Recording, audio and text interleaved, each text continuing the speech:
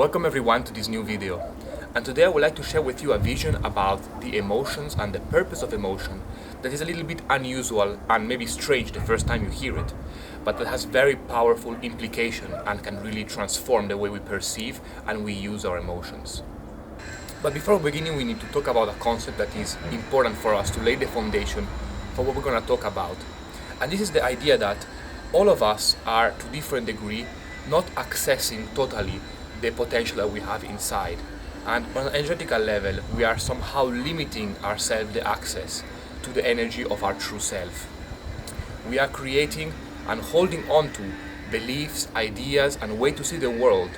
that exclude certain aspects of the infinite. And in this way, we are closing them off, limiting our vibration to a certain state. So let's pass now to this vision about emotion, which consists basically in seeing the emotion as a mechanism that is there to show us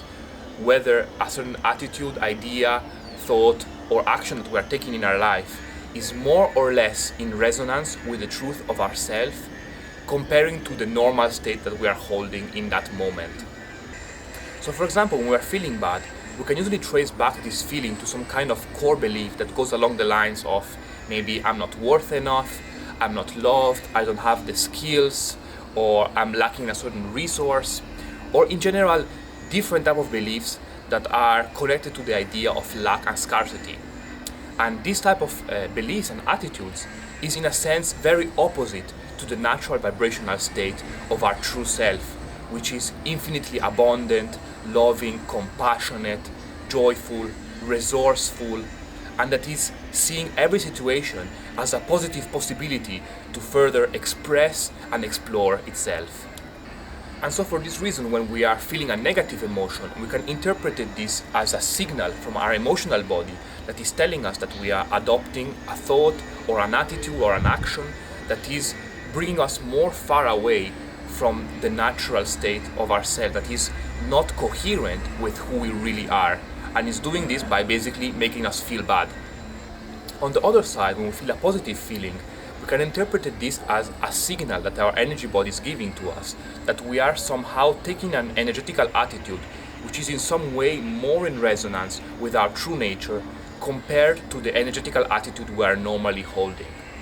So for example, we may feel good when we receive approval from other people, or when we see that something that we thought was not possible, it is actually possible and we can do it, or that maybe we do not need a certain thing that we were thinking that we needed and we feel free. So we can feel positive in many ways, and actually many positive feelings can still be rooted in very limiting beliefs and in egoic attitudes, but still in some way they must bring us a bit closer to the energy of our higher self by making us feel the love, the possibility, the abundance, the freedom that is the natural state of this level of existence. So for this reason, positive and negative emotions are really relative to the state that we are holding in this moment. For example, to a person that is normally in a state of great distress, sorrow, pain or depression, and that is holding very firmly on beliefs such as he's not able to change the situation, the whole world is against him, he's not loved, he's not worthy, and so on. Even a thought that is even a little bit less in contrast with the truth of his self may feel like a big relief. So here comes the important part, which is how do we put this concept into practice? And we practice this by each time we are experiencing a negative emotion, we are invited to stop and to have a look at which beliefs are supporting these thoughts, these ideas that are generating this negative emotion, and to go and investigate these beliefs inside ourselves. And once we observe them and understand them better, we can then try to readjust our standing point to be more in harmony and more in line with our true self. But how do we individuate a standpoint that is more in harmony with the truth of ourselves? We can still do this by using our emotional system. And for example, we can observe different possible standpoints, beliefs, and ideas about a certain topic, and observe which one resonates more to us as expanding, joyful, generous, abundant, and generally make us feel genuinely good. That will be the standpoint that will allow us a maximum expansion, the greater access to the energy of our true self. So when we are practicing this, whenever we are encountering a negative emotion, we are being given an opportunity to observe and understand the limiting beliefs that we are carrying within ourselves, and to change our standpoint to be able to expand ourselves and to access more of the energy of our true self, while at the same time becoming more responsible of our emotion and of our own vibrational state. And of course, the more a certain attitude is in line with the truth of our being, the more it is truly unconditionally loving, the more it is truly abundant, the more it is truly infinite and creative, the more it will resonate and feel good. And so this gives us also a progression to continuously grow in our process and to continuously improve the quality of our life, because so much of the quality of our life obviously depends on which energy we are having in that moment, which lenses we are seeing that reality that is surrounding us. So whenever we find a standpoint that feels more resonant, more expansive to us, it is important for us to practice to feel this type of energy and to try to integrate it as much as possible into our own energy field and in our physical body, so that we can make this energy our new normal energetical level. And we can also do this by recognizing that in this more expanded, more free, more unlimited state,